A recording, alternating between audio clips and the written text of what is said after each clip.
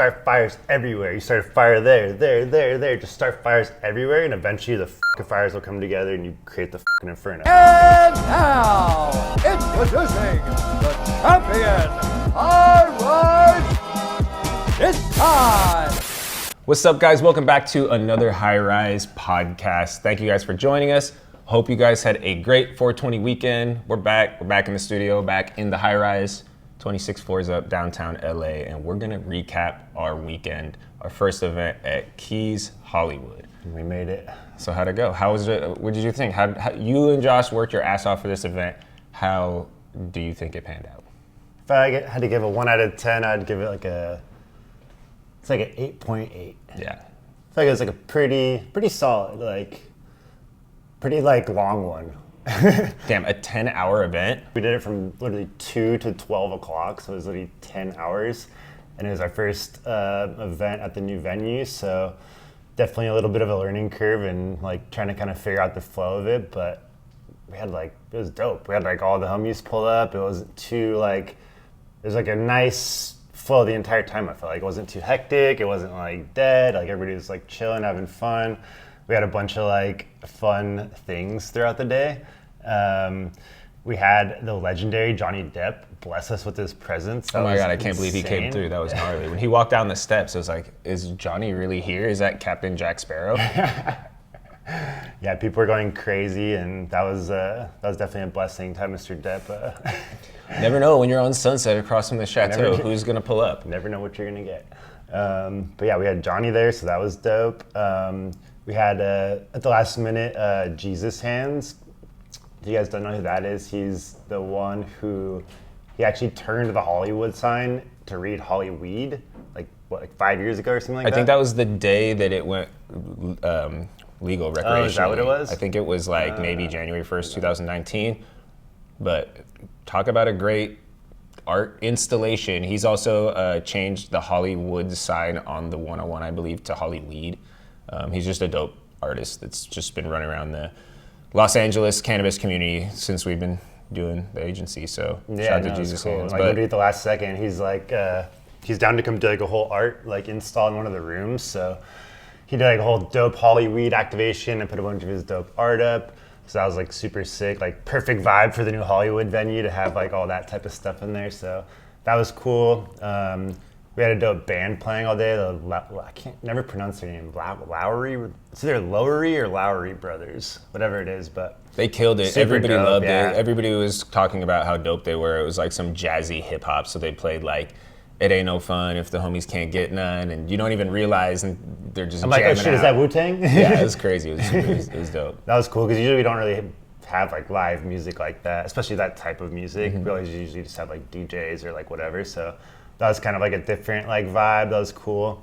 We had a little 420 smoke out. Rolled up a little, what was it, half an ounce or something like that? I don't know. Probably a half-ounce joint. Maybe a half-ounce to ounce joint. The Rolled it up real minute, quick. the Literally 5 minutes before the thing, it's almost 420. I look around, I'm like, it's not, it wasn't there was a bunch of people, but it didn't seem hype. So I was like, let me just roll this shit real quick. And I just packed this ounce joint and lit it up for 420. And I think that was a perfect. Yeah, it probably would have been, it added some sort of anticipation, hype, everybody pulled their phones out. And a lot of the people who were there at that time, it was, that was a little different. And I think later in the night, when it got dark is when a lot of the real community and industry heads showed up because there was so much going on during the day. So around 8 o'clock is when all the homies started popping up that, they had demos or they had prior engagements. But during the day, it seemed like it was more people that wanted to check out their first 420 event or, a lot of Hollywood people. A lot of newer people for sure. Yeah, that's cool. Not so much community. Yeah, during the day was definitely more of a new 420 holiday crowd. And I think that the foot-long joint was great for that. Also, we had a special appearance from Patty Negri. She's from Ghost Adventures, I guess. She pulled up with Johnny, and she came down the stairs. I didn't know. I saw her because Johnny was like, hold on, we need to wait for her. And this lady was walking down the stairs, and later Kimmy was freaking out. She showed me her business card. She's been watching this lady for 15 years on Ghost Adventures, and she ended up making friends with her and telling her that Keys is she thinks it's haunted, which most likely is probably. Supposedly, I forget what the myth is. There's all these urban legend tales with that building from because originally in like the 20s it was a famous speakeasy. Because the Sunset Strip originally was like not started, but like that's where all the like mobsters went in like the 20s or 30s or whatever year, and like there's all the speakeasies and all these like tunnels and like underground clubs, and like that was one of them back in the day. And so the urban legend is that there's a tunnel, or there is a tunnel underneath the venue that goes to the chateau, and it was like whatever for back in the day for speakeasy, like secret gangster shit or whatever, you know. But I guess it's all like we went and found it, and it's like all sealed up. Well, and so like we gotta get a jackhammer, I guess. We gonna fucking Shawshank ourselves straight to the chateau. Yeah. Like Andy Dufresne. But yeah, fucking, we had a bunch of cool people showed up, and then going into the night, we had some fire spinner, we had some fire action, we had some samba dancers. Had all kinds of stuff going on. We had some sushi rolls coming out. Yeah, those nice snacks all day. We had yeah. snacks. We had aguas frescas, pizza, fruit parfaits. It was great. I think, probably, what do you say, like 1,500 to 2,000 people at least pulled up throughout the whole day. I feel like there's a minimum of like 100, 150 people at the venue, and then at some points like over 300. That's what I'm still trying to figure out. I'm literally gonna go back and just like freeze frame a bunch of the video and just like count how many people are in each section, so you get like an actual better idea, because it's like hard to gauge. Yeah. Especially with that venue, because it's like weird. It's like there's so many different little areas, and like, so yeah, I don't know. It was definitely like a good flow, pretty consistently throughout the day, and like I was low key kind of worried, because I thought, because literally Coachella's going on, like Kushstock's going on, there's like other events, but then more so just people working. Everybody's in New York. And New York too. So I was like a little worried, but it ended up being like perfect. So yeah, shout out to everybody. Yeah, shout out to everybody that pulled up. I know there's so much going on, and trying to make it out to West Hollywood in the middle of the day or in the evening, and after working all day, all of our homies in the industry and community, you guys pulled up after a long ass day. I know I talked to some of you guys who were up at like 5 o'clock in the morning, and then you pulled up to our event at like 8:30. So shout out to you guys. We love you guys. You guys are the reason that we have this community. So we appreciate all you guys. And yeah, I felt like it was a dope vibe, and something about this venue, we're always going to be talking about events here, marketing, branding events. That's what we do. And I think that spot, we've talked about Green Street, we've talked about the Mansion, talked about bandwidth, and with the Mansion, something that was so dope for you guys who've been there, or you guys who've seen it and you didn't get to experience it. Going to an event at the Mansion was cool because there were so many different areas. You had all these different patios. You had like 3 balconies. You had all these different spots that you could kick it at. So you kind of got stuck there because you're like kicking it in the kitchen, and then you go outside to say peace, and then you end up at the fire pit for another 45 minutes, and then you go say later, and then you end up over by the pool house chopping it up for 30 minutes. And I feel like Keys is going to be very similar to that, because there's so many different rooms and so many different areas that it's going to be easy to stay, versus at Green Street when there was only one floor open, like the 7th floor. How many times can you just walk back and forth on one floor, without the roof being open? So I feel like with Keys having 3 stories and all these different rooms, outside patio, cool little balcony area, it's just going to be easy to stay there for longer than an hour. Yeah. It's like that's really the thing with the event. It's like the venues always does the work. It's like with the Mansion, it was like too easy. Definitely wasn't easy, but made it easy because it was like such an epic venue. It's like you pull up and they're already impressed and they're already like blown away, and then you throw some weed out there and it's like, this is the coolest thing of all time, Like, and then as an attendee, you could just get lost in there versus just walking back and forth in a giant warehouse or something like that. Even at Bandwidth is cool because you could go upstairs, you could go out back, you could go into the little Highrise section, you could go kick it in the Zodic section, you can go into the studio. There's kind of like a bunch of different rooms, and you can change up the vibe. So once Keys is finished, it's going to be insane. I don't know if you want to talk about what you and Josh and Maria and Juan are working on for the rest of it, for the people who've been to the soft opening. You want to talk about any of the I don't know. ideas? I'm not really going to say too much. That 420 is kind of just a preview of just kind of like, come look at this space that we're trying to figure out what we're going to do with. Honestly, like we're still kind of trying to figure out what the end like thing is going to be with it. But essentially it's going to be a private space to do cool shit. You know what I mean? So I don't know. There's a lot of work ahead of us, so I won't really say much, but a couple months, hopefully it'll be fully open. And 420 is only half open. Like there's still, a whole nother like venue essentially on top of that. So I don't know. Stay tuned, and you'll see something. Maybe you'll see Johnny Depp there again, and you get some more celebrities out there. I mean, Kanye's literally across the street, so. Yeah, that was pretty crazy. I feel like maybe we could get Kanye to the Highrise community. Maybe just give smoking some weed. Oh no! Maybe we can help him for some of his mental health. No, so listen to this. So I go to the Chateau Marmont. Chateau Marmont. He's almost speaking French now. I've never been there in my life. I walk in. Literally, the first person I walk past is Kanye West, and like I pass by him, and like in my head, I'm like, that looks exactly like Kanye West. But I'm like, no, there's no fucking way, right? And then like we go in, me and Josh go to the bar, like have a drink, and then Josh is like, after like 30 minutes, Josh is like, hey, was that Kanye West in there earlier? And I was like, dude, I was thinking the same thing. And I'm like, I don't know, like, whatever. And so I go home and I Google, I'm like, just Kanye West Chateau Marmont, right? And it's like, first thing, Kanye West staying residency at Chateau Marmont or whatever, like, first thing. And then like 3 days later, we're at the venue or whatever, and somebody comes to the front door, and it's Fox 11 News, and they're like, hey, we heard there's an altercation with a celebrity across the street. Like, do you guys have any footage? Like, blah, blah, blah. And then we're like, oh, who was it? And like, oh, supposedly Kanye West like punched someone, or like, I'm probably butchering it, but something, Kanye West got in an altercation. Allegedly, something or other, yeah. No, I think it's like actually like in the news now, like somebody like grabbed his chick or touched his chick or something. He punched him or something like that, but yeah, it's pretty crazy.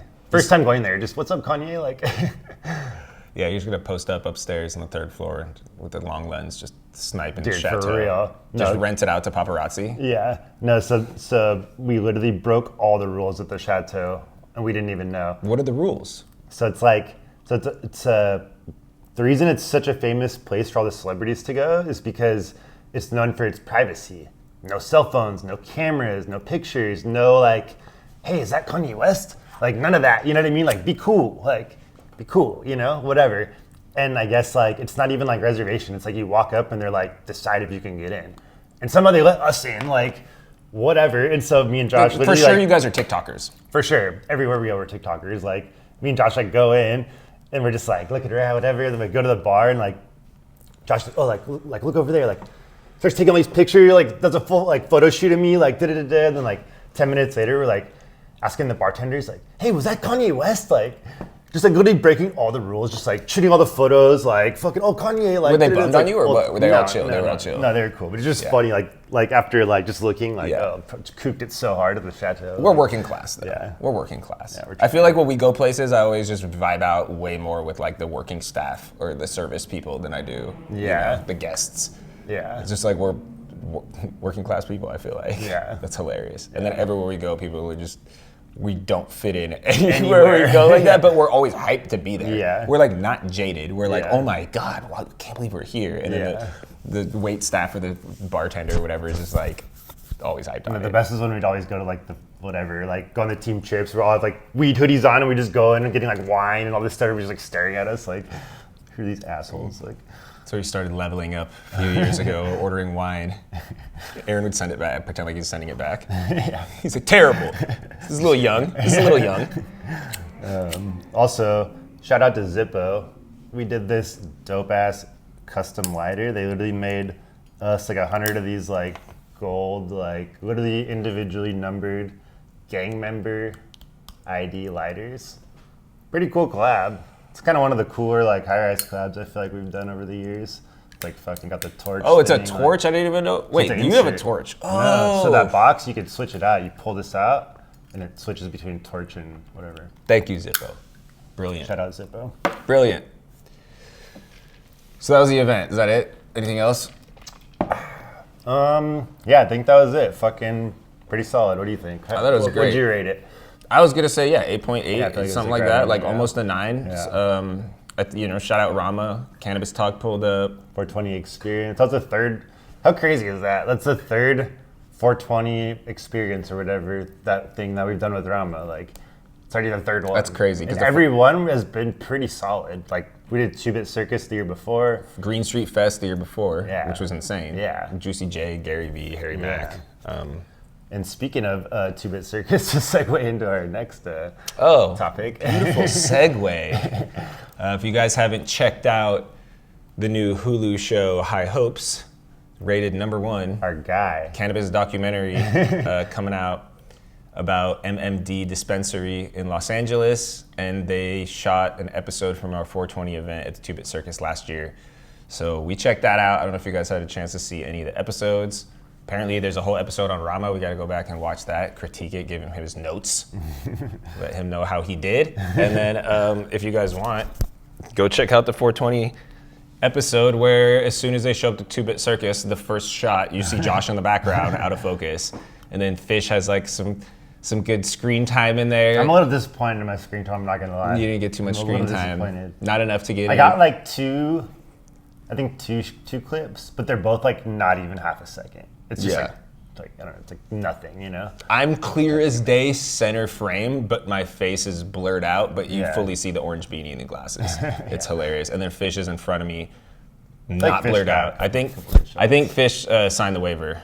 I signed the waiver. Okay, sure. So you didn't sign the waiver. And then no, but the icing on the cake. Yeah. Let's talk about, if you guys listen to any of our other episodes where we talk about unique ways of getting our merch or our branding or the Highrise logo out there. Aaron did it again, ladies and gentlemen. Aaron did it again. This wasn't quite planned. This one wasn't planned at all. This wasn't planned at all, but this is another. This is us just throwing shit out there and eventually some shit fucking sprouts. That we're professional dart throwers. And eventually one is going to land on the board and then hopefully one hits the bullseye and we hit that. And we hit that 100x parlay. Yep. You know? That's kind of what we do. Funny. Like, yeah, it's like, I always try to just do random things that are just like outside the box, just because it's like, keep it interesting, make it fun. Like literally you can spend a couple extra $100 and like hire a clown named Steve and dress him up and give him some weed to fucking walk around and maybe he'll throw some people in there too. You never know. You never know what tricks he's got. But yeah, we like hired this random clown just like so that'd be funny as a joke. Like, let's just hire this fucking clown, whatever. And so he's like walking around our party 420 last year, and like somehow on the Hulu show, he just so happens to perfectly walk into frame with the Highrise hoodie just blasted. A solid like 3 or 4 seconds probably, right? Like yeah, perfect. And I think he had like 2 clips or 3 clips maybe. Yeah.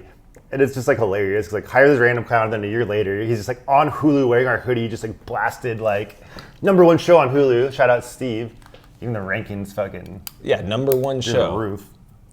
But yeah, so can't miss it. I wonder how many views it got. Hulu will never tell anyone. So supposedly that's Jimmy Kimmel's show, or whatever, and one of the main dudes, like the super stoner dude, that he's like brushing his teeth and like smoking weed. He's like laughing. He's like the biggest stoner you can imagine guy.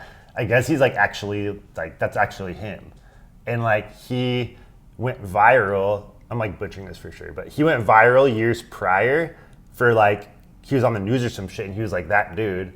Like put him on the news, and he's like such a character that Jimmy Kimmel loved him and like flew him out to be on the show and blah blah blah blah blah. And like he's actually like that dude. Because I was like, this dude's overplaying this way too hard. Yeah, like, he's like too stoner, you know what I mean? But it's like, no, like he's actually like that. I was like, that's dope. That's pretty crazy. Cool. Like, yeah, I was like, no, all right. Good for him. Yeah, right. Yeah, he's like, yeah. He's like the dude that gets picked up. He's the Terpenese guy from All Gas No Brakes. Remember that dude? Exactly, yeah. I wish we could take that dude on, house that dude, and just shoot content with him. Might just do it with Kimmy's mom instead. Dude, the alien show, yeah. Give Kimmy's mom an alien conspiracy show. Co-host Josh. That'd be fire. I'd watch it. I'll produce it. Let's go. All right, cool. So we're on Hulu, guys. Make sure you go check it out. Fat Highrise Bar on Steve the Clown. That's how you do it. Steve. That's what we call marketing. I don't even know. No, it's like there's like 2 marketing things I'll never forget. Like 2 of my favorite like sayings or quotes, whatever. Like one of them, it's like it's all about starting fires. Like you just fucking always remember that one for some reason. Always stuck. And then I forgot the other one. Clip it. Perfect. The other one, the purple unicorn, or it's either the purple cow or the purple unicorn or whatever. And it's like, basically it's just like when you're driving on the side of the road and you see a purple cow or a purple unicorn, you're gonna fucking look. You're not gonna look. And so it's like, what's that purple unicorn? And it's like, is that Steve the Clown? Is that fucking Johnny Depp? Is that like Chili Cook-Off? It's like, what's the thing that's going to be so different that you're going to have to look and have to get the attention? And it's like, that is like the purple unicorn. That's the analogy or whatever. And it's doing it in the way that's not just the full peacocking, attention-seeking way. And doing it in a clever way, too. Exactly. Yeah. You know, it's like how Nelk Boys did it back in the day. Like, instead of just doing like the fake prank, try to fight somebody or instigate like that, they're bringing the typewriter to lecture class. That's one of the funniest things still to this day. Insane. Like, sorry, my mom couldn't afford a MacBook. Like, dude. That and the live, during COVID, when they did the live, the Zoom classes. I didn't see that one, no. Oh my God, bro. Like, so it'd be like six to 10 people, like all the students, and then the teacher would be whatever. It'd be like fucking Kyle or Jesse or whatever. They'd just be like, I'll show you after. I can like really the most imagine. absurd They're just like shit, shotgunning beers, taking hilarious, bong bro, rips, like, which is a perfect segue. no, he's like, Mom! He's like, shut the fuck up! He's like, I fucking told you! Like, he's like screaming at his mom, and the teacher's just like, and then he's like, sorry, my mom's a bitch, or whatever. He's like, dude, but the way he does it is like so good. Like, I don't know, it's hilarious. All right, we're gonna bring it full circle back to the 420 experience at the Keys Hollywood, because we did have one of the Nelk Boys, Jesse, show up.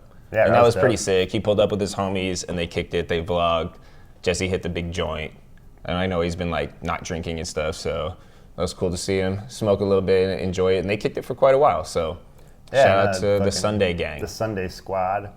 Yeah, no, it's cool. They invited us to their warehouse for the UFC fights a few weeks back, and fucking sick ass warehouse, just like super dope, all white, just like super clean. They have like a little like 3-foot little mini ramp, like they have like custom fucking like punching, like you would love it, like literally custom punching bags and like mats and shit. Damn. And like, yeah, it's pretty dope. They're just like all in the same shit we are, just like MMA, fucking skating, and just creating content, or whatever. having fun. So, yeah, fucking shout out to them. Shout out to the boys. So it's pretty crazy. This 420, there's like more like mainstream collabs, like bigger fucking companies like KFC did like a whole, they did a fake dispensary, like a fake pop-up dispensary for like saucy nuggets or some shit. And then like Jimmy John's did a $4.20 sandwich deal for the day. And then, what was the other one? Popeyes did a dime bag deal. And it's like, it's pretty dope. Those are like huge companies. And like, I feel like Taco Bell and Jack in the Box They've always like, done played that into shit. it. I feel Jack like in the Box especially. Taco Bell, I feel like might have done the first 420, like $4.20 like munchie box or whatever, or maybe. But Jack has always loudly subliminally marketed to stoners. Yeah, like they've always been like for sure like about it. But like, yeah, I don't know. It's interesting to see like KFC is such a random one, and like there's and that's like going back to the whole like purple unicorn or whatever thing I was saying. It's like KFC does a fake dispensary. It's like that's so dope. Like that just attracts a whole like another world. You know? And it's just, all like, PR, creative way, and like they're gonna get all the press and all the yeah. It's like I thought that was like pretty wild. It's interesting because back in the day in Culver City, there was a KFC dispensary. It was a dispensary in an old KFC in like a 215 days. Yeah. And that might have been the one that they based. Wasn't there South Park or something where there was like a KFC dispensary or something like that? Like medicinal KFC. That's a whole. Yeah, the medicinal KFC. They're bouncing on their balls and cartons and Scarface down in Colombia and shit. Exactly. So there was like an actual like old KFC building back in the day that was a KFC on the west side. So that's pretty funny. But yeah, the more we see these brands, the more we see these national brands support cannabis, then the bigger, the better it is for us. Yeah. Just normalizing the plant, not necessarily breaking the stigma, but normalizing it. And, when these mainstream actors, athletes, people in the public eye, public figures and brands do this shit, it's just showing people that like, dude, it's not as bad as this, the propaganda that's been fed to us. And I think Dare might have just taken cannabis off their list of drugs for teaching kids. I saw an Instagram post about it. Yeah. Damn, that's pretty crazy. Yeah. That was my first thought when I was like 15 years ago when I saw Michael Phelps got caught smoking weed. I was like, oh, this sets the Dare program back like 15 years, dude. No, what's that one meme? Is like the famous meme of him or whatever. It's just like stoner or whatever. That's a 6-time world champion or whatever. It's Michael Phelps. Like, yeah, it's like so classic. But yeah, I don't know. It's gonna be interesting to see like I don't know, in like 5 years, like what's the collabs gonna be, or like, or not even collabs, it's just gonna be like on their menu or something, you know, like straight up, like. And that's just food. Like it'll be weird to say like, all the other like, I don't know, all the other industries and pillars and whatever, like. Yeah, people accepting it like it's on a menu, just it's something that has a cannabis name on a menu that has no cannabis in it, and it's not even a cannabis restaurant or store or whatever. Yeah. But that's what sports allow weed? Does basketball allow it? Yeah, so basketball before didn't give a shit. They just would get bummed. From my understanding, listen to podcasts, if you got caught in the news or if you got caught by, the police, then you would have to do they'd send you through classes, but the classes I think were through the team. I think everybody smokes. It's just your majority of the players smoke. They just want you to be professional, and they don't want like with a lot of these sports, they're making so much money that they don't not want their player to play. This is the league. The league wants Kevin Durant to play. Kevin Durant smokes weed. The league doesn't want Kevin Durant to get suspended and they go on a road trip and he doesn't play against all these teams and now all the fans are bummed because KD's out. So like they know I think low-key have protected the players throughout the years, but I think as of recently they can smoke maybe of like 2 seasons ago, and going into this season, I think they can openly have cannabis sponsors. That's what it was, yeah. And then what about UFC? UFC, they can smoke now. I remember if you guys check out our episode with UFC welterweight Max Griffin, we talk about it a little bit, but they've pulled back within the last year to where you can pretty much smoke up until the day of the fight or the night before the fight. And I think he might have told the story on the podcast about that when he was there for one of his fights and the commission told him that like 2 days before the fight, like, oh, you guys are okay with cannabis now. And he's like, I never smoked the week of the fight, so I'm not going to change it now. And one of the fighters did. We're like, fuck it, I'm going to don't smoke, and they ended up losing. Because it's just, it's like, your routine, you've done this. So you've done this like 30, 50 times, like kind of don't change it 36 hours before the fight.